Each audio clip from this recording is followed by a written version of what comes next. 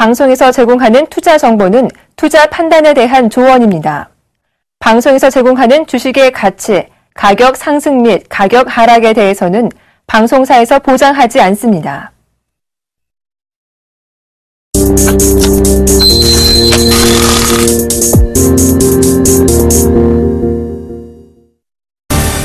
통계청이 발표한 1월 전체 산업 생산은 전월 대비 1.4% 증가했습니다.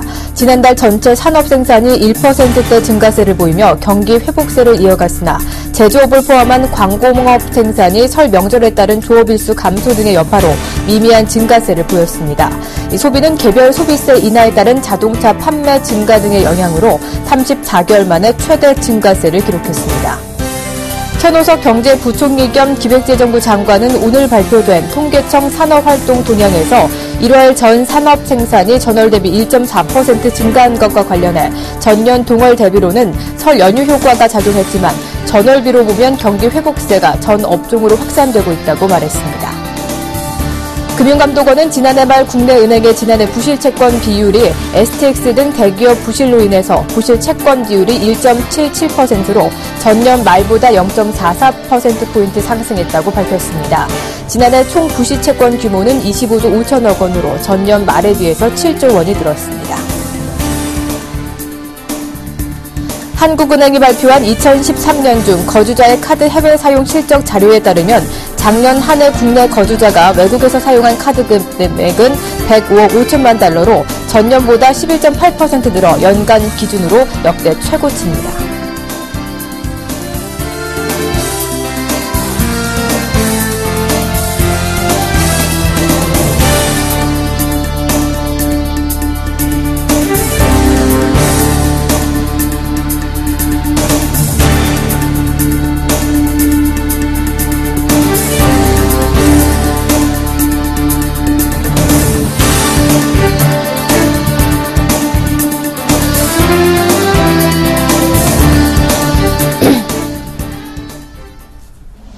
안녕하십니까. 오늘장 내일장의 정혜림입니다. 오후장 들어서도 수급 매매 싸움이 치열한 모습 보여주고 있습니다.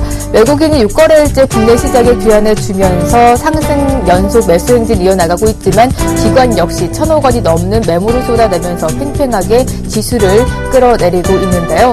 장중에 1,080원 터치하기도 했지만 이렇게 기관의 매도세가 거세지자 다시 한번 1,070원대로 밀려난 모습 보여주고 있습니다. 시총 상위 종목군 대부분도 혼조 양상 나타나고 있는데요. 삼성전자는 오늘 하루 밀려나는 모습이고요. 그중에서도 네이버가 오늘도 3% 이상 강세 기조 이어나가면서 4일 연속 상승세 이어나가고 있습니다. 코스닥도 530선을 목전에 두고 오늘 조정받고 있는데요. 또 앨런 발언의 영향으로 달러원 환율 역시 하락 압력을 받고 있습니다. 시장 체크 좀 더 자세히 해보도록 하겠습니다. 먼저 이슈 진단 삼성증권 주식전략팀의 이남용 책임연구원과 함께하도록 하겠습니다. 안녕하십니까? 네, 안녕하세요. 네, 앞서 잠시 말씀드렸지만 오늘 네이버의 상승이 눈에 띄고 있습니다. 이번 주 들어서 계속 4일 연속 상승세 이어나가면서 80만 원을 터치했고 또 오늘 사상 최고가를 경신을 했는데요. 가장 눈에 띄는 종목이 아닌가 싶습니다. 현 시장 함께 어떻게 파악하고 계신가요? 네, 일단 네이버 간단하게 좀 말씀드리면, 얼마 전에 이제 페이스북이 왓츠앱이라고 하는 SNS 업체를 이제 인수를 했습니다. 그 당시에는 네이버에 좀 부정적일 거라는 영향이 있으면서 급락을 했습니다만, 실질적으로 이제 네이버의 어떤 라인의 가치가 오히려 반대로 부각되는 이제 계기가 됐고요. 다 얘기했지만 그 이후에 중국의 알리바바 또는 이제 일본의 소프트뱅크 같은 쪽에서 라인 지분 인수에 관심이 있다라는 소식이 들리면서 주가가 80만 원대 이상까지 지금 이제 이제 상승을 한 상태입니다. 신고가인데요. 좀 두 가지 의미로 봐야 될 것 같습니다. 첫 번째는 네이버의 어떤 라인을 통한 성장성이 일회성이냐라고 봤을 때는 결국 그렇지 않다라는 거거든요. 지금 글로벌리하게 봤을 때 미국 시장이라든지 어떤 유럽 시장 또 일본 시장을 선도하고 있는 주요 종목들을 보면 SNS라든지 또 사물인터넷 이런 관련주들이 시장을 주도하고 있기 때문에 우리나라에서도 그 추세에서 대표주인 네이버가 지금 시가총액 5위까지 올라왔는데 충분히 이제 그럴 만한 이제 펀더멘탈을 가지고 있다라고 보고 있고요. 지금 단계에서 좀 추격 매수는 좀 이렇게 어렵게 느끼실 수는 있지만 올 연말 또는 내년 상반기에 미국 나스닥이라든지 일본 쪽의 어떤 라인의 분할 상장 가능성을 봤을 때는 추가 상장 추가 상승 여력은 저희는 충분히 좀 있다라고 보고 있기 때문에 뭐 추경 매수는 어려우실지 모르겠지만 보유하고 계신 분들은 좀 가급적 좀 이렇게 홀딩하는 전략이 낫지 않을까라는 생각을 하고 있습니다. 네, 이렇게 또 네이버도 다시 한번 접근해 봐야 되고요. 지금은 살짝 고점이니까 당분간은 좀 눈여겨보시되 조금씩 체크해 나가 보셔야 될 것 같습니다. 오늘 장중에 코스피가 1980점 도달하기도 했지만 역시 기관의 매도 물량이 거세지면서 많이 밀려난 모습입니다. 현재 1973포인트에서 거래가 되고 있는데요. 오늘장 마감 동향과 함께 또 다음 주에 중국 쪽에 이벤트가 많은 만큼 중국 관련해서 눈여겨볼 업종에 있다면 좀 추천을 해 주시죠. 네, 지금 그 시장의 특징은 좀 두 가지로 말씀드릴 수 있을 것 같습니다. 첫 번째는 지수 좀 1930선에서 지수 반등을 견인했던 이제 삼성전자, 외국인들이 삼성전자를 좀 사면서 125만 원부터 130만 원 중반대까지 반등을 했었는데요. 결국 이제 인덱스가 추가적으로 1980 이상 2000까지 가려면 삼성전자가 추가 반등이 좀 나와줘야 되는 상황인데 어제 오늘 모습을 보면 사실상 조금 이제 좀 무거워진 이제 흐름을 보이고 있다라는 게 좀 눈에 띄고 있습니다. 그래서 삼성전자의 어떤 방향성으로 봤을 때는 지금 저희가 보고 있는 지수대 박스권 상단이 한 1980 후반대이기 때문에 여기에서는 다소 조금 이제 무거워질 가능성이 있다라고 보고 있고요. 또 하나 오늘 이제 좀 시장에서 눈에 띄는 거는 좀 조선 업종을 중심으로 해서 철강, 화학 이렇게 중국과 관련된 업종들이 비교적 좀 차익 매물이 강하게 나오면서 좀 낙폭이 큰 모습을 보이고 있는데요.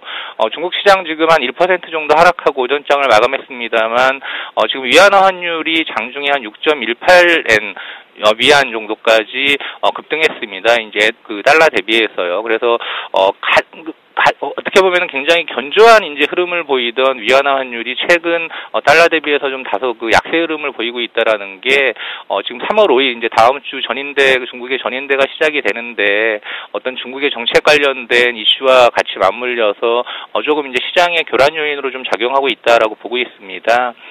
다음 주 이제 전인대가 시작이 되기 때문에 사실 기대와 이제 우려가 좀 공존하고 있다라고 볼 수 있는데요. 지금 저희들이 뭐 여러 가지 좀 종합해서 봤을 때는 우리 시장이 아주 뭐 이렇게 우호적인 정책이 나오기는 좀 만만치 않은 상황이다라고 보고 있습니다. 중국의 부동산 경기라든지 또 여러 가지 이제 환경 이슈 이런 것들을 좀 고려한 결정이고요. 그런 이제 관점에서 봤을 때는 사실 이제 화학이라든지 철강, 기계업종과 같이 최근에 좀 이제 기술적 반등을 했습니다만 중국과 이제 연관성이 좀 높고 1분기 실적이 사실 이제 앞에서 말씀드린 업종 같은 경우는 1분기 실적도 다소 부진할 가능성이 높기 때문에 조금 비중 축소로 좀 대응하시는 전략을 좀 제시를 해드리고요. 결론적으로는 아까도 언급드렸습니다만 네이버라든지 지금 한국전력 오늘은 좀 다소 조정을 받고 있습니다만 OCI, 하이닉스 이렇게 한 4종목 정도가 지금 시장에서 어떻게 보면은 가장 그래도 좀 이제 어닝 모멘텀이라든지 정책 모멘텀, 성장성 이런 것들을 가지고 있는 종목들이라고 보고 있기 때문에 좀 차이나 관련된 소재 산업재를 비중 축소하신 분들은 방금 말씀드린 종목 쪽으로 좀 리밸런싱을 해서 압축 대응을 하자라는 전략을 제시를 해드립니다. 네, 이 중국 관련한 종목들은 비중 축소하시고 현재 최근 많이 거론이 되고 있는 네이버나 OCI 이런 쪽으로 좀 비중을 확대해보는 방안까지 제시해 주셨습니다. 오늘 말씀 고맙습니다. 감사합니다. 네, 이어서 이 시각 환율 동향도 체크해 보도록 하겠습니다. 오늘도 KEB 외환선물의 정경팔 팀장과 함께합니다. 안녕하세요. 네, 안녕하세요. 네, 간밤에 앨런이 이런 발언을 했죠. 경제 상황에 따라서 테이퍼링을 재검토하겠다는 발언을 위해서 환율이 오늘 하락 압력을 받고 있는데요. 그래도 낙폭을 많이 줄인 모습입니다. 다시 한번 1070대 진입 시도하고 있는데 현재 분위기는 어떻습니까? 네, 말씀하신 대로 환율이 하락 출발한 후에 낙폭을 줄이고 있습니다. 오늘 서울 외환시장은 어제 종가 대비 2원 80전이 하락한 1066원에 개장했고요. 개장 이후 개장가를 고점으로 하락세를 지속하면서 1063원 50전까지 하락했습니다. 그러나 이후 추가 하락이 제한되면서 반등세를 지속하고 있고요. 시간 현재는 개장가보다 높은 수준인 1068원 60전에 거래가 되고 있습니다. 오늘 환율이 하락 출발했던 것은 국제 외환시장의 분위기가 위험 회피에서 위험 선호로 바뀌었기 때문입니다. 어제 저녁 유럽장까지의 분위기는 우크라이나에서의 지정학적 우려가 주도하면서 외환시장에서는 달러화 대비 엔화의 강세와 위험 통화들의 약세가 나타났습니다. 이런 분위기가 반전된 것은 옐런 미 연준 신임 의장이 상원 청문회에서 비둘기파적인 발언을 한 점이 배경으로 작용했습니다. 옐런 의장은 최근 경제 지표의 부진을 인정하면서 미 경제 회복세가 약화되는 것이 지속될 경우에 테이퍼링의 속도가 조절될 수 있다는 점을 시사했고요. 이에 따라서 미국의 채권과 주식시장이 모두 강세를 보였습니다. 외환 시장에서는 엔화의 반락과 위험 통화의 강세 등 유럽 시장과는 분위기가 반전되는 양상이 나타났고요. 이러한 흐름의 연장선상에서 달러원은 뉴욕 여고 시장에서부터 하락 압력을 받았습니다. 옐런의 발언 이후에 시장 흐름의 변화가 다소 일어나긴 했습니다만 각 통화별 반응에서 감지되는 것은 유럽장에서의 위험 회피 성향에 따른 포지션을 차익 실현성으로 조정하는 정도에 그쳤다는 것이고요. 옐런의 발언 내용이 이미 반영된 상태에서 지난밤 뉴욕장에서의 외환시장 흐름이 아시아장에서는 지속되지 않고 있습니다. 달러와의 주요 상대통화 가운데 유로화는 큰 움직임이 없습니다만 엔화는 이 시간 현재 강세를 보이고 있고요. 호주 달러와 싱가포르 달러 등은 다시 약세 압력을 받으면서 달러원이 낙폭을 줄이는데 영향을 주고 있습니다. 네. 네, 현재 달러원 환율 낙폭을 줄여가고 있는데 연말이 되면 이렇게 수출업체 내고 물량 출회로 인해서 환율이 좀 밀리는 감이 있습니다. 언제까지 박스권 예상하고 계신가요? 네, 옐런은 청문회에서 양적 완화가 올해 가을에는 모두 끝날 것이라는 점을 언급했기 때문에 테이퍼링의 속도가 조절될 수 있다는 말은 원론적인 차원에서 나온 발언이라고 생각이 되고요. 아직 미 연준의 정책을 변경할 만한 뚜렷한 재료가 나온 상태가 아니기 때문에 옐런의 발언 이후 다시 엔화의 강세와 위험 통화들의 약세 패턴으로 돌아가고 있는 것은 매우 자연스러운 모습이라고 할 수 있겠습니다. 이것은 서울 외환시장에서 달러원이 1060원대 초반대에서 하방 경계성은 강하게 나타나는 배경이 되고 있고요. 이로 인해서 좀처럼 박스권 거래를 벗어나기가 쉽지 않아 보입니다. 환율이 1060원대 초반까지 하락할 경우는 오늘과 같은 경우가 되겠습니다만 이 수준에서 결제 수요가 몰리는 경향이 종종 나타나고 있기 때문에 저가 매수로 접근하는 것이 좋겠다는 판단을 하고 있고요. 향후 미 경제 지표가 호조로 보일 경우에는 미 연준의 테이퍼링을 의식해서 달러화가 강세를 보이는 경우가 물론 가능합니다만 위험 선호도가 증가하면서 위험 통화들이 반등하는 경우 역시 가능하기 때문에 시장의 변동성이 커질 수 있다고 보고요. 중국 경제 지표가 보다 분명하게 부진한 모습을 보이면서 신흥시장의 불안감이 제기되는 경우가 아니라면 달러원은 1060원대와 70원대를 오가는 박스권 장세가 좀 더 지속이 될 것으로 보고 있습니다. 당분간은 1060원대와 70원대의 이 박스권 장세가 이어질 것이다라고 해주셨습니다. 이 팀장님이 환율이 추가 상승을 위해서 가장 큰 변수가 미국 지표보다는 중국 지표에 좀 눈여겨보자라고 말씀해 주셨는데요. 다음 주에 중국 정협과 전인대가 예정이 돼 있는 만큼 다음 주 환율 시장 좀 미리 점검해 볼까요? 네, 다음 주 전인대 발표보다는 그 내용보다는 관련 이어져 있는 중국 경제 지표가 얼마나 호조를 보이는지, 얼마나 약세를 보이는지에 따라서 그 흐름을 좀 더 파악할 수 있을 것으로 예상됩니다. 네, 전인대와 정협보다는 중국 지표에 좀 더 눈을 귀기울여 보자라는 말씀까지 주셨습니다. 오늘 말씀 고맙습니다. 네, 감사합니다.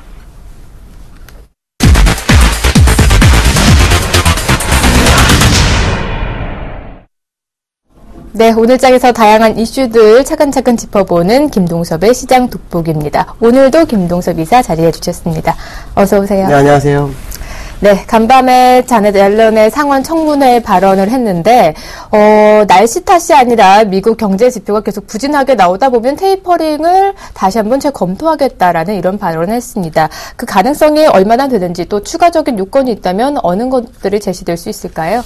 저는 어저께 옐런의 청문회에 대해서 그렇게 큰 점수는 주질 않습니다. 그렇지만 이제 중요한 것은 뷰의 변화를 줄 수 있다라는 요소가 있었다는 거에 대해서는 굉장히 긍정적으로 봅니다. 테이퍼링 같은 경우에는 시장 상황에 따라서 중단하거나 늦출 수 있다라는 얘기를 했죠. 시장 일각에서는 올해 안에 마무리하는데 FOMC 회의가 얼마 남지 않았죠. 올해 6번 정도 남아있나요? 그거로 따진다 그러면은 당연히 테이퍼링을 진행하는 게 맞다라고 생각할 수 있고 원론적 얘기다라고 할 수 있겠지만 그것은 그 뜻대로 쉽지 않을 것이다라는 생각을 해야 됩니다. 왜냐면 지난번에 그 한파 영향으로 인해서 그 지표가 안 좋았다라고 애써 얘기를 하고 있지만 한파치고는 너무 오랜 기간 지표가 좋아지지 않았다라는 것은 우리가 생각을 해야 한다라는 거죠. 또 올해 안에 끝난다 할지라도 적어도 테이퍼링이 몇 달 지연되게 되면 올해 안에 쉽지 않습니다. 그래서 아마도 한파 영향으로 치부하기에는 지금 시장이 어렵다라는 것을 은연중 드러냈다라고 봐야 될 것 같고요. 지금 중요하게 봐야 될 것은 결국은 이제 FOMC 전에 추가적 지표가 개선되지 못하느냐, 이게 이제 포인트가 될 확률이 상당히 높죠. 다음 주에는 뭐 신규 실업 청구 건수라든가 GDP 발표라든가, 이런 부분들이 결국에서는 FOMC 회의에서, 변화를 추구할 수밖에 없다라는 것을 좀 나타내야 될 것 같고요. 약 3개월 정도가 지표가 계속 좋지 않았습니다. 한파 대비로는 좀 길었다라고 본다면, 나머지 2주간 정도, FOMC 회의 있기 전 2주간 정도의 지표도 그렇게 좋지 않을 수 있기 때문에, 앞에서 말씀드린 것처럼 GDP라든가 이런 부분을 꼭 확인해 볼 수는 있고요. 그것마다 나쁘다 보면 아마도 테이퍼링은 좀 늦춰질 수 있다는 거. 특히, 멈추거나, 약간 늦출 수 있다는 언급은 연준위원들 간에 어느 정도 교류가 있었을 확률이 상당히 높다. 그런 얘기가 아니라면 절대 그런 식으로 표현을 하지 않죠. 적어도 테이퍼링에 대해서는 시장 상황에 따라서 언제든지 중단할 수 있다는 것을 확인시킨 것이다라고 봐야 될 것 같습니다. 테이퍼링에 관련해서 어느 정도의 속도 조절이 들어갈 수도 있다라는 발언을 해주셨습니다. 이 금리 인상에 대해서는 뭐 선제 안내에 대한 어떠한 언급도 없고 다소 답을 좀 회피하는 모습 보여줬습니다. 아무래도 전 의장인 벤 버냉키 발언에 따라서 시장에 요동치는 만큼 돌다리도 좀 두드려 보고 가는 조심성을 내비친 것 같은데요. 어떻게 보시나요? 금리, 지금 사실 오늘 미국 시장이 상승을 했지만 폭발적 상승을 못한 이유는요, 바로 그 금리 인상 때문에 그렇다고 보시면 됩니다. 금리 인상에 대한 선제 안내를 내놓지 못했죠. 이것이 제가 점수를 못 주는 이유 중에 하나입니다. 물론 테이퍼링에 대해서는 의원들 간에 어떤 교류가 있었겠지만 이 금리 인상에 대한 만큼은 서로 교류가 없는 상황이다라고 봐야 됩니다. 물론 지난번 FOMC 의사록에 보면 어느 정도 대화가 있었다는 것은 사실이지만 그렇지만 결론을 내지 못했다는 부분이죠. 그만큼 팽팽한 싸움을 이루고 있는 그런 상황이다라는 생각한다면 금리 인상에 대한 어떤 즉답을 피한 것은 자네들로서는 어쩔 수 없는 상황이었다라는 생각을 합니다. 그렇지만 시장에 정확한 답을 주지 못한 것은 일단 시장에서 실망이었다라는 생각을 한번 해봐야 될 것 같고요. 그렇지만 자네들이 언급한 것 중에 하나가 실업률 외에 다른 어떤 지표도 확인을 해야 한다라는 얘기를 한 걸 보았을 때는 충분히 자네드 옐런이 연준 위원들을 설득하고자 하는 얘기가 있을 수 있다라는 생각을 해야 될 것 같고요. 특히 2주간의 지표에 따라서 연준 어떤 FOMC 회의 때 자네드 옐런의 어떤 그 비례교파적인 모습이 나타날 수도 있다는 생각을 해야 되기 때문에 아마도 2주간의 어떤 지표를 좀 확인하고자 하는 그런 모습도 있을 것 같고요. 제가 볼 때는 2주간 지표가 좋지 않다면은 그 자네드 옐런이 금리 인상에 대한 선제 안내에 대한 부분에 있어서 적어도 명분을 가지고 시장 대응을 할 수 있다라는 생각을 해야 될 것 같습니다. 시장의 일각에서는 이 부분이 정확하지 않았기 때문에 여전히 불안한 양상이 나타나고 있다라고 봐야 될 것 같고요. 적어도 실업률 6.5%가 다 됐기 때문에 완전 고용률, 굳이 포기자들을 포함한 실업률을 좀 발표하는 그런 상황이 나와야 될 거라고 보여지고 있고요. 만약 그게 나온다 그러면 시장의 방향은 상당히 긍정적일 것이다. 그렇기 때문에 제가 점수를 못 주는 이유는 바로 그 부분이라고 보시면 될 것 같습니다. 그렇다면 이사님이 점수를 줄 만한 내용이 과연 다음 달 FOMC 회의에서 나오게 될까요? 뭐 테이퍼링 중단 가능성이라든지 금리 인상에 대한 선제 안내에 대한 언급이 다음 FOMC 때 회의에 좀 언급이 될 거라고 보시나요? FOMC 회의가 한 2주 정도 남았거든요. 아마 가능성 굉장히 높을 겁니다. 너무 오랜 기간, 보통은 우리가 이제 경제가 회복되다가 3개월 이상 그 지표가 하향 곡선을 그리게 되면 이걸 이제 소프트 패치로 볼 수 있는 근거 자료가 될 수 있거든요. 그렇기 때문에 지금부터 이제 2주 정도 지표가 나빠지면 결국에서는 연준 위원들도 뭔가 대안을 제시하지 않으면 안 되는 그런 상황이 될 거라는 거고요. 시장에서 그 선제 안내를 제공하지 못하게 되면 FOMC에서 아무리 의원들이 회의를 해서 금리 인상을 2015년에 한다고 얘기를 해도 아무도 믿지 않을 거라는 거죠. 정확한 지표를 정하지 못하면 결국 연준은 회의 때마다 불확실성만 키우는 그런 상황이 발생할 거라는 거고요. 두 번째로는 자네드 옐런 입장에서는 연준 의원들을 장악하거나 연준을 이끌어가는 데 있어서 뭔가 답을 얻지 못하면 안 되는 상황이다라는 거죠.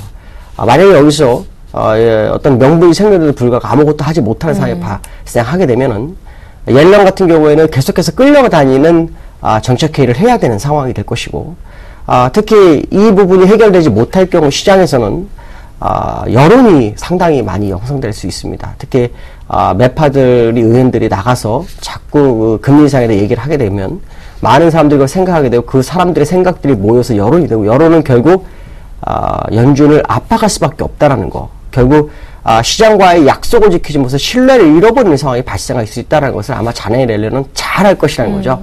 그렇기 때문에 아마 이거 돌아오는 FOMC 회의 때는 양당 간의 결과를 내지 않겠느냐라는 생각을 한번 해봐야 될 것 같습니다. 어떤 해결책 제시로 인해서 이번에 과연 신뢰 회복을 할 수 있을지 지켜봐야 할 것 같습니다. 이렇게 대외 변수로 인해서 불확실성이 남아있는 만큼 이 시장이 향후 상승 지속선상에 계속 있다고 봐도 좋은 건가요? 저는 지금 시장 상황으로 봤을 때는 상승을 지속할 거라고 지금 예상이 되고 있고요. 그것은 왜 그러냐면 일단 시장에서는 테이퍼링을 약간 멈추거나 늦추는 거에 관심이 많았고, 두 번째는 아까 말씀드린 금리 인상에 대한 정확한 안내를 기다리고 있는 사람이 참 많다는 거죠. 일단 FOMC 회의까지는 뭔가 결과가 나올 수 있겠다는 기대감이 형성돼서 일단 주가는 계속 상승 곡선을 그릴 거라고 좀 예상이 되고 있고요. 그 다음에 이제 중요한 FOMC에서 이 내용에서 두 번째는 금리 인상에 대한 내용이 확실하게 정해진다면 일단 시장은 버블을 형성하기 위해서 움직일 확률이 굉장히 높다라는 생각을 해야 될 것 같습니다. 사실 테이퍼링은 정책이 시작됐기 때문에 늦춰지거나 뭐 약간 앞당겨지거나 이건 상관이 없습니다. 어차피 마무리를 해야 되니까요. 그렇지만 금리 인상은 얘기가 달라지죠.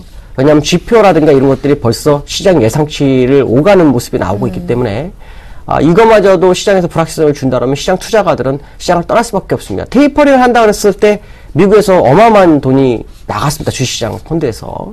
그렇다면 여기서 금리 인상에 대한 정확한 선제 안내를 주지 못한다면 미국에서는 계속해서 외국인 투자들이 시장에서 나갈 수밖에 없는 그런 상황이라는 거죠. 그렇기 때문에 아마도 어떤 결과를 기다리는 그런 모습이 나온다면 시장은 계속해서 기대치를 상승시키는 상승이 지속될 수 있다는 생각을 해봐야 될 것 같습니다. FOMC 회의 때까지는 그 기대감으로 추가 상승 여력이 아직 남아있다라는 답변까지 주셨습니다. 오늘 양대 증시 쉬어가는 움직임을 보이고 있음에도 불구하고 외국인은 오늘까지 6거래일 연속 순매수 기조 이어나가고 있습니다. 2,000포인트 좀 점점 가까워지는 신호가 아닌가 싶은데요. 어떻게 생각하시나요? 2,000은 다가오고 있는데 별로 먼 거리는 아닌데 가기 참 힘들죠. 네. 이게 이제 주식시장의 어떤 특징이기도 합니다. 사실 오늘 같은 날은 가도 상관이 없는 그런 하루죠. 근데 어저께 외국인들이 매수를 하면서 선물과 현물 사이의 베이시스를 슈퍼 백워데이션을 만들고 끝났습니다. 그러니까 지금은 사실은 오늘 같은 날은 상승해도 상관없지만 베이시스를 충분히 다시 벌리는 작업을 하는 그런 상황이다 정도로 보시면 됩니다. 그래서 선물은 플러스인데 코스피 200은 마이너스인 이유가 바로 베이시스를 확보하는 과정에서 나타난 현상이다라고 보시면 될 것 같고요. 제가 볼 때는 지수는 2,000은 아마도 월초 가능성이 상당히 없습니다. 사실 오늘 가능성을 굉장히 저는 점치고 있었는데 네. 오늘 가지 못한 것이 좀 아쉽죠. 하지만 이제 제가 계속 말씀드린 것처럼 기관들의 윈도우 드레싱은 아마도 이번 쿼드러블이 다가오는 시점에 진행될 확률이 상당히 높다라고 말씀드린 적이 있기 때문에 이것으로 본다면 아마 주초 가능성을 좀 열어두고 보시는 게 좋겠고요. 언제든지 이처럼 맘만 먹으면 그런 가는 자리에 있다라는 거. 특히 외국인들이 6거래일 순매수를 지속하는 모습을 봤을 때 지난 연초에 나갔던 20억 불 정도가 있습니다. 그 중에서 약 5억 불 정도가 시장에 진입한 것을 봤을 때 15억 불 정도는 시장으로 바로 진입할 수 있다라고 본다면 아마 주가를 2,000포인트 가는데 걸리는 시간은 그렇게 오래 걸리지 않을 것이다라는 생각을 한번 해봐야 될 것 같습니다. 네, 2,000포인트까지는 그리 멀지 않았지만 이번 달은 다소 아쉽게 넘기고 다음 주 초가 되지 않을까라는 전망까지 해주셨습니다. 이렇게 오늘 말씀 고맙습니다. 감사합니다.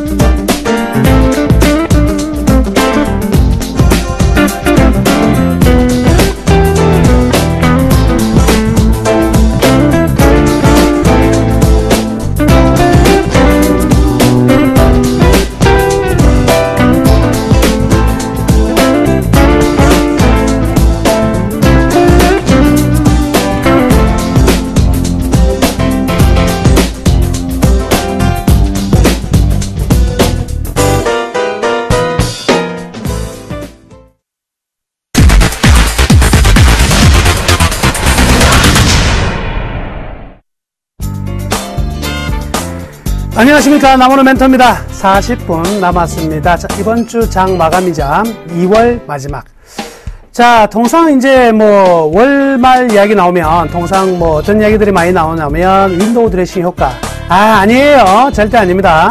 윈도우 드레싱 효과는요, 몇 가지 요건이 있어야 돼요. 그 요건 중에 하나가 뭐냐면 연 단위로 제일 크게 나타나거든요. 12월 말 제일 크게 나타나고, 그 다음에 반기 6개월, 그리고 분기입니다. 3월 말에 윈도우 드레싱이 나타날 가능성이 크지 2월 달에는 전혀 상관없어요. 그 윈도우 드레싱이라는 것은 항상 어떠냐면 그 기산점이 되는 지점보다 지금 약간이라도 좀 높은 자리에 와 있을 때 발생하는 거지, 낮은 자리에서는 발생하지 않는다. 이렇게 생각하시면 되겠습니다. 오늘 시장은요, 좀 답보 상태인데 종목들은요, 완전히 판이한 양상이 벌어지고 있습니다. 조선주 같은 경우에는 이 싱가포르에서 드릴십 시장에 진입한다는 내용을 가지면서 전반적으로 상당히 큰 폭으로 떨어지고 있고요. 반면 이 펀드 지수가 좀 올라가면서 펀드 환매가 줄고 있는 부분에서는 증권주들은요, 대거 급등하고 있는 완전히 차별화된 흐름이 지금 나타나고 있는데요. 자, 이 장세의 가장 핵심적인 부분은요, 어떻게 판단할 수 있냐면 바로 절대 저가주들의 강한 시세 분출이다. 이렇게 해석하면 되겠습니다. 증권주가 사실은 한 번 정도는 빵 하고, 아무리 실적이 안 좋아도 한 번 정도는 빵 하고 오를 것 같았거든요. 왜냐면 건설주처럼 바닥권에 있는 대형 저가주들이 전부 다 올라가는 모습이 나왔단 말이에요. 그래서 오늘 같은 경우에 이 증권주를 특징주로 안 꼽아볼 수가 없다. 그래서 오늘 가져왔습니다. 어떤 종목 가져왔느냐? 미래에셋증권 가져왔습니다. 자, 미래에셋증권의 급등이 나타나고 있는데 왜 그런가 했더니만 역시 지수 상승에 따른 환매가 진정되는 기미가 보인다. 그리고 자산관리 수익 부분에서 계속 증가되고 있는 전망이 증가될 수 있다는 전망의 기관 리포트들이 나오면서 오늘 다소 지금 급등하고 있는 양상인데요. 오늘 외국인과 기관 모두 쌍끌이 매수에 나서고 있는 부분인데, 작년 11월 달부터는요, 연기금은 지속적으로 매수를 해왔습니다. 반면 외국인들은 매도를 하다가 오늘 첫 번째 매수를 보이고 있는 점은 일단 수급의 특징적인 부분을 할 것이고요. 가장 중요한 부분은 이제 미래에셋증권의 경우인데요. 아주 트러스트한 자산 운용에 있던 롱숏 펀드의 본부장이 지금 옮겼습니다. 미래에셋으로 옮겼는데 이게 어떻게 됐냐면, 옮기고 나니까 그 펀드에서 대규모 자금 인출 사태가 발생을 했어요. 그러니까 이 김주영 본부장의 롱숏 펀드 운용의 능력이 굉장했다는 것을 볼 수가 있는데, 여기에 대한 효과가 앞으로 미래에셋이 어느 정도 나타날 수 있느냐, 굉장히 중요한 포인트가 될 것이고요. 그리고 이제 3월이면 퇴직연금 펀드 시장이 드디어 개화가 됩니다. 자, 세제 부분의 혜택을 볼 수 있기 때문에 굉장히 많은 자금이 몰릴 것으로 보여지는데, 여기에서 과연 이 퇴직연금 펀드가 어느 정도 흥행몰이를 하느냐, 이 증권업 전반적으로 중요한 부분이고요. 그 속에서 또 미래에셋증권이 어느 정도의 이 포지션을 차지할 수 있느냐가 가장 중요한 핵심 포인트다. 이렇게 볼 수가 있겠습니다. 향후 이제 전망을 보면은요, 우리나라 증권업계 전부 다 구조조정을 좀 선행적으로 단행을 했죠. 거기에 따라서 이 관리 비용 자체가 굉장히 많이 줄었거든요. 그러니까 여기에 대한 이익은 점진적으로 좀 개선될 소지가 많고요. 무엇보다도 가장 큰 내용은요, 역시 지수 상승이 일어난다면 거래 대금이 증가될 수밖에 없고, 그렇다고 본다면 위탁 매매 수수료의 증가가 역시 이 증권업의 이익을 많이 좀 올려놓을 가능성이 있다. 이런 부분들은 지수 상승과 증권업은 항상 같이 붙어 다닌다. 이렇게 생각하시면 되겠습니다. 그리고 다양한 이 PF 사모펀드가 계속해서 안정적인 수익을 확보하고 있는데, 뿐만 아니라 이 헤지펀드 시장에서도 향후 상당한 수익이 발생할 것으로 기대가 되고 있기 때문에 올해 여튼 이 측면으로는 상당히 좀 나아질 수 있다. 근데 과연 이제 과거의 명성을 다시 찾을 수 있는지까지는 아직까지 좀 요원한 이야기겠지만은요, 현재에서는 일단 반등의 어떤 실마리를 충분히 가지고 있다. 이렇게 봐야 되겠네요. 자, 그러면 이 주식 살까 팔까, 이 부분 굉장히 중요하겠죠. 단기적으로는 기술적 저항이 보입니다. 자, 밸류밴드 한번 보실까요? 밸류밴드 보시면 단기적으로는 저항대가 있는 가격이 41,000원 정도에서는 저항이 보이네요. 바로 위. 그래서 노란선 부분인데, 그래서 아직은 이 밸류 자체가 우상향하지 못하고 있는 단계이기 때문에 41,000원 정도면 단기적으로 한번 잘라주는 게 좋을 것 같고요. 밸류에이션상 매수를 한다면 매력적인 가격은요, 역시 37,000원 이하가 돼야 될 것 같습니다. 37,000원 이하에서는 충분히 접근 가능하겠다. 이렇게 말씀해 드릴게요. 어저께 우리 장마감 무료 공개 방송 통해 가지고요. 이때까지 처음으로요. 제가 현대 하이스코어 집어드렸는데요. 오늘 어저께 오신 분들 축하드리고요. 자, 지금 증권업종, 건설업종, 그리고 코스닥의 이 LED 관련해 가지고 루멘스라든지 서울반도체 굉장히 격변의 어떤 시세머리가 나타나고 있기 때문에 이번 주 일요일에는요. 제가 일요일 저녁 9시에는 이들 업종과 그리고 코스닥 시가총액 상위 대형주 중에서 이 바이오와 그리고 LED 관련한 종목들만 좀 추려가지고요. 집중적으로 조명할 생각이니까요. 관련 종목도 가지고 계신 분들은 이번 주 일요일 9시에 저희 샘플러스 온라인 공개방으로 반드시 들어오시기를 바라겠습니다. 자, 주말 잘 보내시고요.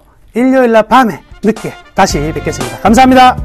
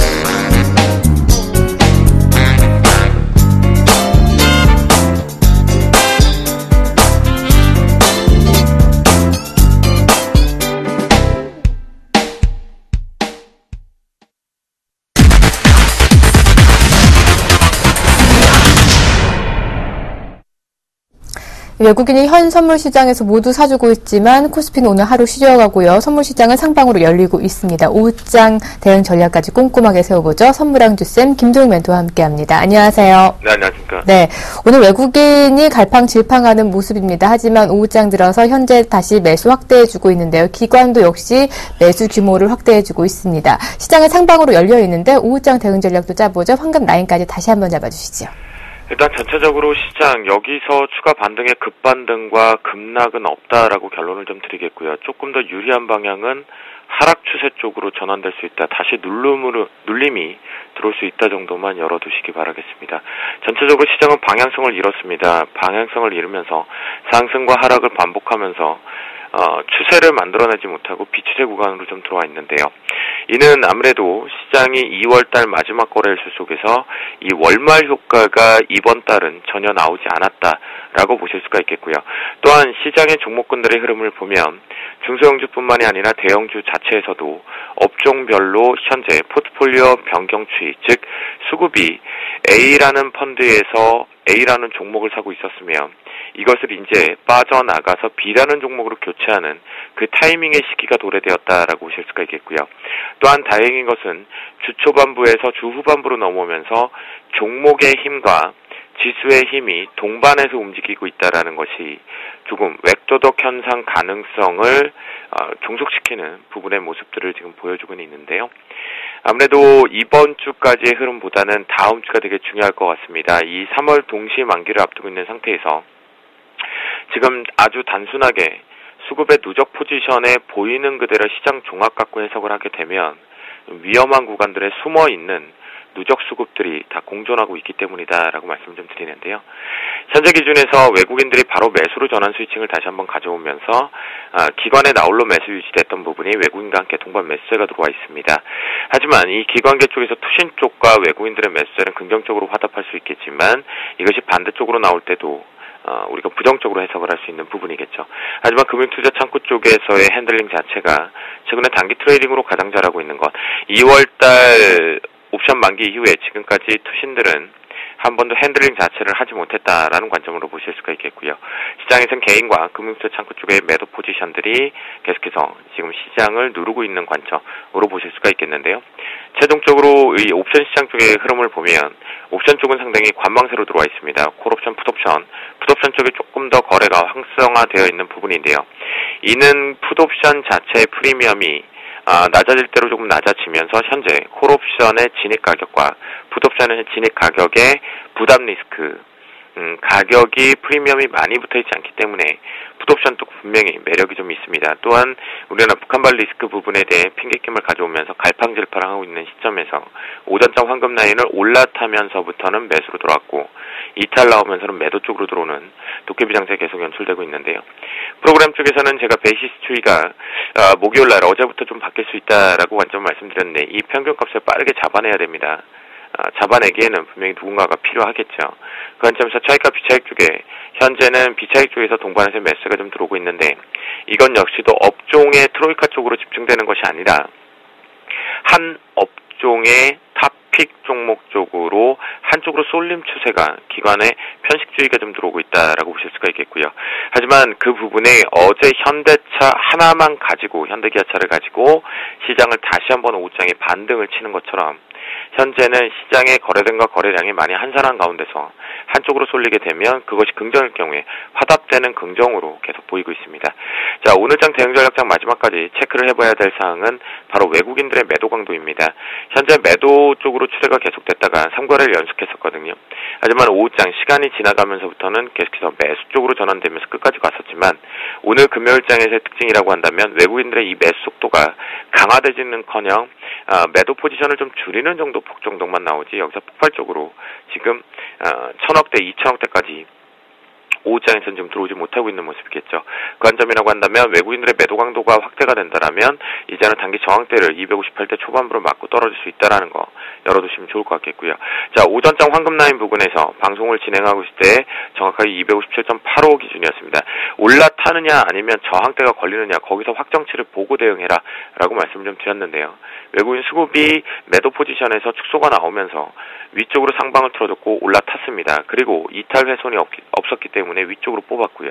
여기서 이탈 나오는 척 하다가 아닌 척 했고 다시 도깨비 장세 지속됐기 때문에 쉬운 대응은 영역 쪽에서 황금 라인을 기준으로 보면 어려우셨을 겁니다. 그렇기 때문에 이 황금 라인이라는 것이 하루에 최소한 3개에서 4개 정도를 체크하는 변곡마디들을 다 가지고 계셔야지만 매매 트레이딩 쉬워지실 텐데요. 현재 기준점에서 오전장 황금 라인 257.85를 기준해서 조금 더 올려서 오후장 황금 라인 258.00으로 설정을 합니다. 그 이유는 뭐하시냐면 현재 흐름 쪽에서 수급의 변화 추이가 자꾸 258대 초반부로 가면 핸들링 쪽에서 조정포를 좀 살짝 만들려고 하고 있기 때문이다 라고 보시면 좋겠고요. 여기서 순간적으로 1P가 빠진다거나 1P가 폭등 나가는 변동폭은 나오지 못할 것으로 판단이 되고 있습니다. 다음 주부터 동시 만기에 대한 수급 변화 추이로 들어가기 때문에 그 관점을 놓고 본다라면 현재 기준점에서 숨어있는 누적 포지션들이 과연 청산 속도를 어디서 시작을 할 것이냐 라는 것이 시장의 포인트가 될 거기 때문에요. 현재의 선물 쪽에 누적 최종 매수와 매도를 도합시켰던 미결제라는 새로운 자금의 유입 속도를 정확히 보고 보면 이대로는 조용하게 3월 동시 만기가 넘어갈 수가 없습니다. 그렇기 때문에 그 전에 이 많은 물량들을 롤오버를 시키기 위해서 일부를 롤오버 시키기 위해서 시간 텀을 가지고 청산 속도를 높일 겁니다. 그렇기 때문에 그게 다음 주부터 시작이 되기 때문에 가장 중요하다라고 말씀 좀 드리겠고요. 현재 오늘 오후장 단기적으로 근시안적인 측면을 놓고 보면 258.00을 기준으로 저항대가 걸려있고 현재 거래되고 있는 부분이 258.80대에 거래되고 있기 때문에 258.00을 부근에 붙여서 매도를 치면서 짧게 매매를 종료해보자라고 말씀드리도록 하겠습니다. 네. 네, 말씀 종료되는 순간 외국인이 다시 한번 매도를 전원해 줬습니다. 마지막까지 외국인의 매도 강도 함께 체크해 보시고요. 황금 라인 258.00까지 잡아주셨습니다. 오늘 말씀 고맙습니다. 네, 감사합니다.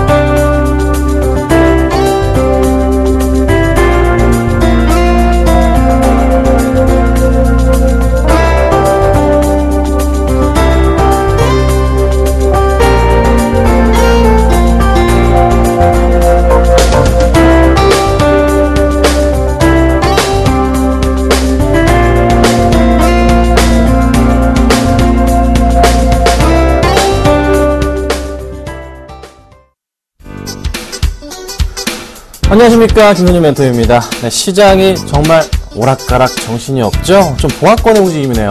코스피가 마이너스 0.07%, 코스닥은요 플러스 0.03% 수준입니다. 자, 오늘 제가 이 말만 드리고 조금 시작을 해볼까 합니다. 중바라기, 중국 바라기라는 말을 좀 드려보고 싶어요. 자, 해바라기가 아니고요, 중국 바라기입니다. 왜죠? 다음 주에 중국 양회에 있습니다. 그쵸? 전인대도 있고요. 아마 분명한 것은요, 거기서 최대 화두가 되고 있는 이게 뭐죠?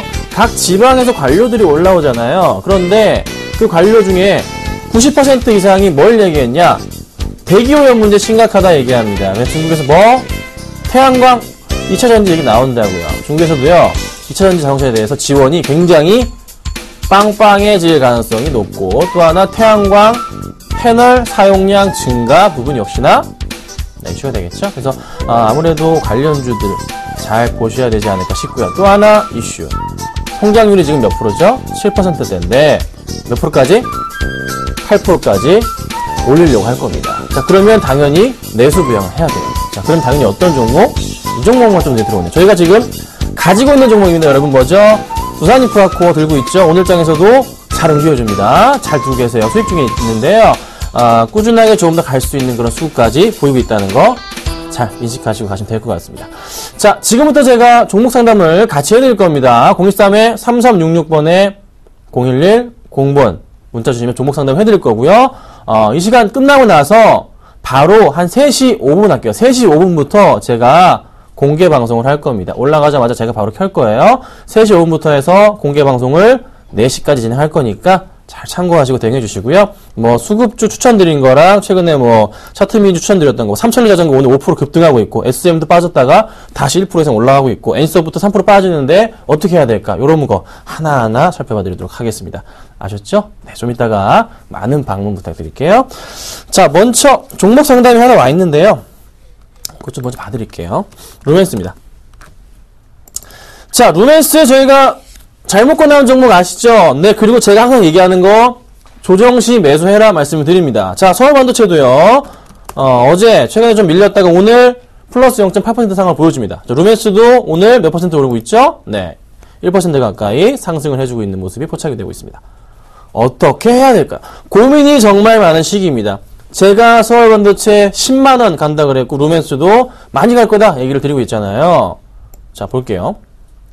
주봉 차트를 보고서 설명을 드려보겠습니다. 자, 주봉 열어놨습니다. 같이 보실게요. 항상 주봉 차트에서 2012년부터 바닥 라인에 대한 인식으로 잡히는 부분이 이런 포인트가, 그쵸? 눈에 들어오네요. 여기가 바닥 라인으로 인식이 생깁니다. 라인을 그려볼까요, 우리? 제가 라인을 그리지만 이 라인이 그냥 만들어지는 게 아니에요. 어떤 라인이죠? 저 이런 말을 합니다. 라인은, 그러니까 차트 그림은요, 살아 숨쉬는 그림자라고 얘기합니다. 모든 사람들의 생각이 들어가 있는 게 바로 차트 모양이 되는 거거든요. 자, 그러면 당연히 바닥 라인으로 인식이 되는 구간, 바로 요런 포인트 바닥, 여기도 바닥이잖아요. 그리고 또 여기도 바닥으로 인식이 되면서 주가가 네, 어떻게 올라가지 않습니까? 그럼 다음 라인의 바닥은 어딜까요? 10,000원일까요? 장담은 못 드리지만 그래도 10,000원 정도까지 내려왔다 그러면 정말 싸기 때문에 아마 저도 사고 싶을 정도로 안달이 날 것 같아요. 그러면 언제부터 좀 사람들이 매수를 할까요? 아마 한 몇백 원, 1,200-1,300원 내로 떨어지기 시작하면요, 요 포인트죠? 요 라인인데요. 떨어지기 시작하면 사람들의 매수가 많이 들어오기 시작할 겁니다. 하지만 분명한 것은요, 수급을 같이 보셔야 된다는 거죠. 그래서 어떻게 해요? 이 라인에서 내려왔다가 다시 올라갈 때 요 라인을 네, 뚫고 올라가면서 여기서 수급이 어떻게 기관이든 외인이든 많이 개인들의 물량을 가져가주는 포인트가 요때 보인다면 최고의 적기, 정말 나이스 타임이 되지 않을까 싶어요. 그렇죠? 그래서 잠깐만 기다려보시면 좋을 것 같은데요. 지금 매수하신 가격이요, 4008님 11,800원이 80%예요. 80%. 조금 높은 가격이 80%. 저희가 팔았던 가격이 80%. 네, 조금 안타깝긴 합니다. 하지만요, 제가 말씀드린 포인트, 다시 내려왔다가 올라갈 때는요, 조금 비중을 늘려보시는 건 어떨지 않을까 싶어요. 네, 그래서 단가를 좀 낮춰주세요. 분명한 것은 매수하신 가격보다는 올해 안으로는 훨씬 더 많이 갈 겁니다. 그러니까 팔진 마세요. 홀딩을 하시고 더 사실 생각이 있으시면 아까 말씀드렸던 포인트에 다시 추가 매수하시면 되세요. 아셨죠? 네, 바로 상담을 좀 이어갈게요. 하이닉스 해드립니다. 0702님 문자 감사드립니다. 하이닉스 볼게요. 자, SK 하이닉스 보겠습니다. 자, 오늘 2% 빠집니다. 자, 제가 여러분들한테 계속 얘기하는 게 있어요. 뭐죠? 하이닉스 뭐 39,000원, 4만원 사이에 뭐라고? 파세요. 라고 정말 진짜 많이 계속 말씀드렸습니다. 네. 그런 종목 있었잖아요. 뭐, AI 테마주 말씀드릴 때 파세요, 파세요, 파세요. 진짜 한 일주일, 2주 가까이 말씀드렸는데 그때도 안 파신 분들이 있을 것 같은데 하이닉스도 지금 계속 39,000원 위로 4만원에서는 팔아야 된다 말씀을 드리고 있습니다. 왜 그렇죠? 흐름은 좋은데 디램 가격 자체가 생각보다 쉽게 안 가요. 계속 지금 정체 구간에 있습니다. 그게 포인트라고요. 실적이요? 당연히 좋아집니다. 장기간을 보면은 더 갈 거예요. 그럼 매수 타이밍을 잡자고요. 서울반도체 루메스랑 똑같은 거예요. 그래서 얼마나 잡아야 되냐면요. 요런 타이밍. 이 라인 바닥에서 매수가 들어가야 됩니다. 자, 0702님 매수가가 네, 18,000원이십니다. 요런 이제 분들한테는 월봉으로 볼게요. 18,000원이세요. 매수가 18,000원 안에 그 선을 한번 그어볼까요? 네. 야, 이게 몇 년 되신 거죠? 이때 사셨나요? 설마? 이때 사셨으면 정말 주식의 신이라고 제가 불러드리고 싶고요. 이때 사셨다면은 그래도 잘 매수하신 건데 정말 오래 갖고 계시네요. 네. 더 갈 수 있을까요? 더 갈 겁니다. 대신에 제가 0702님께 맞춤 상담을 드려보자면 그럼 파실 필요 없어요. 그냥 놔두시면 돼요. SK하이닉스 얼마 갈까요? 5만원 넘어갑니다. 네. 시간이 문제인 거예요. 제가 서울반도체 10만원 간다 얘기하듯이 SK하이닉스도 5만원 넘어갑니다. 시간이 걸립니다. 시간. 대신 시간인 거예요. 조정이 나오면서 다시 갈 겁니다. 계속 이제 우상향하는 차트 흐름이 나올 가능성이 높아요. 아셨죠? 그래서 좀 기다려 볼게요. 뭐 크게 걱정할 부분은 아닌 것 같고요. 길게 좀 더 계속 가져가십시오. 아마 많이 사셨다면은 네. 큰 아파트 한 채를 살 수도 있으실 것 같네요. 네, 축하드립니다. 자, 그리고 GKL 볼게요. 좀 관심 있으실 것 같아요. GKL 같은 경우가 최근에 이제 여러 가지 이슈 좀 있었고 다시 오늘 장에서도 급등하고 최근에 다시 쭉쭉 올라가 주니까 네, 뭐죠? 바로 정책 수혜를 받잖아요. 네. 박 대통령께서 최근에 얘기하셨던 거에 대해서 정책 수혜를 정말 많이 받고 있습니다. 자, GKL 더 갈까요?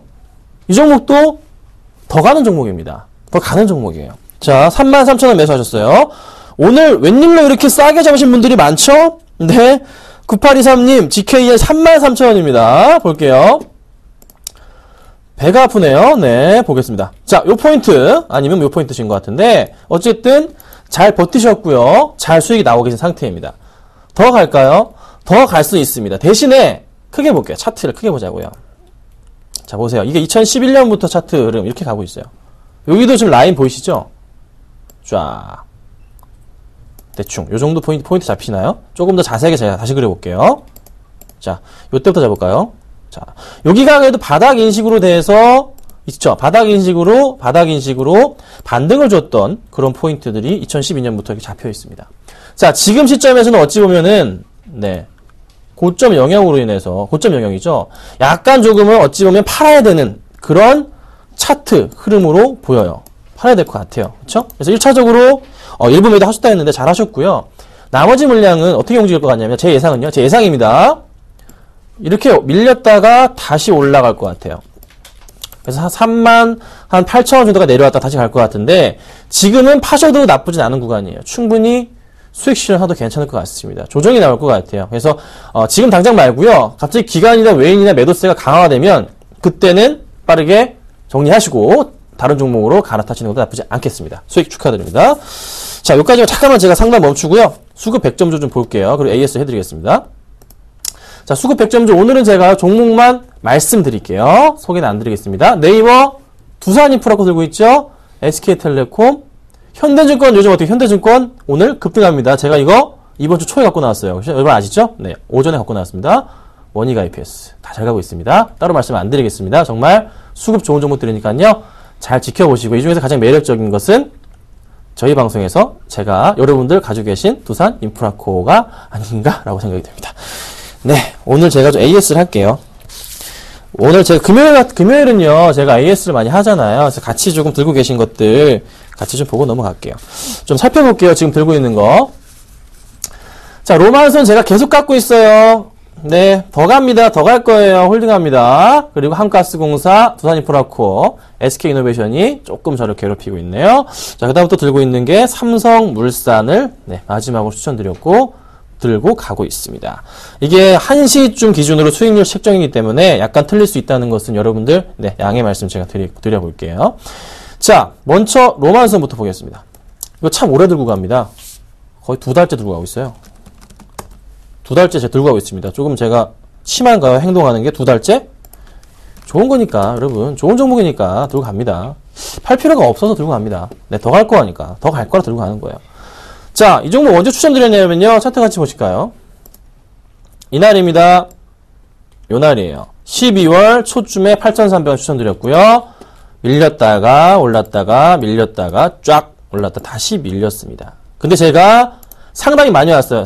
그러니까 제 방송 보고 사신 분들이 많이 요때 사셨더라고요. 사셨어요. 그래서 오전에 어제였나요? 상담이 왔길래 제가 더 사세요 말씀드렸죠. 뭐죠? 이 차트 포인트. 바닥. 새로운 그림을 그리고 있다. 바닥. 그래서 이런 기회가 없다. 더 사라 말씀드렸잖아요. 예, 그쵸? 기억하시죠? 그래서 더 갈 수 있는 거. 여기가 지금 고점 라인이잖아요. 고점. 그쵸? 여기서 다시 올라가면 얼마까지? 10,000원까지 무난하잖아요. 그쵸? 예, 걱정 마시고 가져갈게요. 1분기 실적이요. 정말 좋을 겁니다. 걱정하지 마세요. 2분기도 정말 좋을 겁니다. 아셨죠? 잘 두고 갈게요. 자, 그 다음 보겠습니다. 한국가스공사 볼게요. 네, 한국가스공사가 이것도 한 달 넘게 들고 갔던 종목입니다. 드디어 매수가 부근에 왔어요, 여러분. 정말 죄송합니다. 이렇게 오랫동안 제가 힘들게 만들었네요. 자, 바닥부터 해가지고 다시 올라가는데 똑같습니다. 제가 이런 그래프를 사실 많이 좋아합니다. 그리고 제가 나름 바닥을 잘 잡습니다. 여러분들 아실 거예요. 바닥을 잘 잡는 편이에요, 제가. 그래서 이 바닥 보이잖아요. 요런 포인트 때 추천을 드렸던 건데 그때는 약간 조금 요 포인트였어요. 바닥 라인 자체를 이 그림이 아니라 그때는 이제 약간 제가 요렇게 그림을 그렸죠. 네, 요렇게 그렸기 때문에 여기서 바닥에서 튀어 올라갈 것 같다 했는데 빗나갔죠. 하지만 깨고 내려가니까 다시 새로운 바닥이 생기면서 주가가 완벽한 바닥을 그려주면서 올라갑니다. 더 갈 수 있을까요? 이제 시작 아닐까요? 이거? 이제 시작이잖아요. 그렇죠? 더 갑니다. 더 갈 거예요.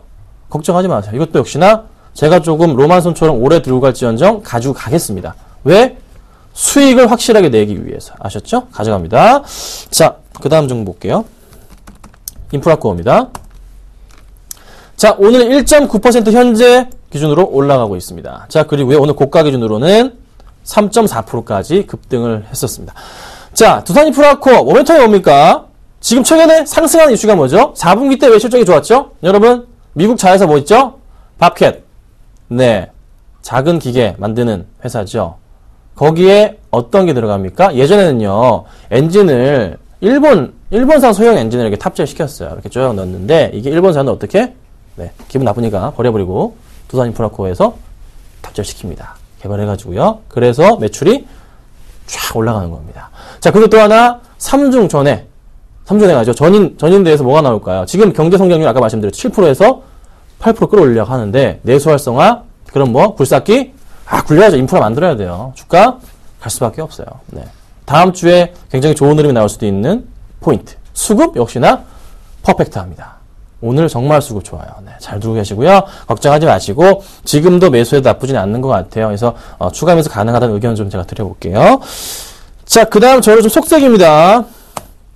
자, 오늘 좀 밑으로 빠지다가 십자가 패턴 나왔어요. 바닥 확인이라는 인식인데 근데 SK이노베이션은요, 제가 보는 포인트는요, 최근에 유가가 그래도 서부 텍사스유 같은 경우가 102달러 수준까지 99, 98에서 102까지 올라왔단 말이에요. 상승 추세로 확실하게 유가가 올라가고 있다고요. 그 포인트를 노렸던 거고요. 바닥에서 치고 가는 포인트.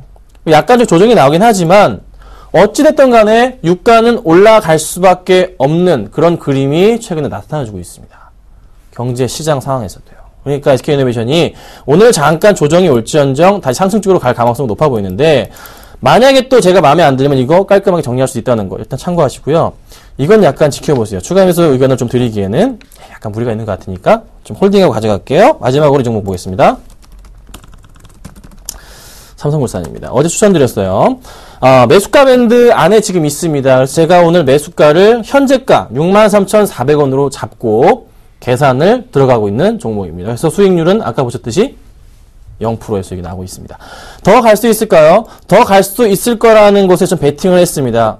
국내 경기에 대한 활성화 부분, 건설 경기. 그리고 또 하나 삼성물산, 삼성을 등에 업고 확실하게 한번 커보자고 이번 기회에. 그렇죠? 그래서 조금 더 양호하고 수급도 좀 돌아오는 것 같아서 추천을 드렸는데요. 조금 더 지켜볼게요. 좀 더 상승 추세 가능하지 않을까 판단입니다. 요거는 조금 상황 보시면서 천천히 한번 매수 의견 제가 드려보도록 하겠습니다. 자, 제가 오늘은 잘 아시다시피 추천주는 없습니다. 다음 주에 좀 말씀드릴 거고요. 이따가 3시 5분부터 공개방송 하니까 많은 참여 부탁드리겠습니다. 감사합니다. 안녕하세요. 서울경제TV 아나운서 강동석입니다. 샘플러스 무료 방송 참여 방법 안내해드리겠습니다. 먼저 첫째, 인터넷 검색창에 샘플러스를 검색해주세요. 둘째, 샘플러스 사이트에 들어오셔서 회원가입을 해주세요. 셋째, 회원가입 후 전문가 방송 배너를 클릭해주세요. 넷째, 원하는 멘토분을 클릭하시면 OK. 멘토님의 무료 강의를 시청하실 수 있습니다. 샘플러스 무료 방송 많은 참여 부탁드리겠습니다. 샘플러스와 함께 성공 투자하세요.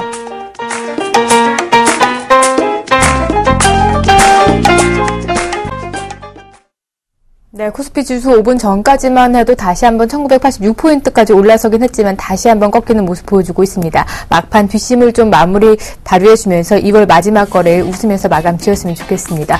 오늘장 내일장 오늘 준비한 소식은 여기까지입니다. 시청해주신 여러분 고맙습니다.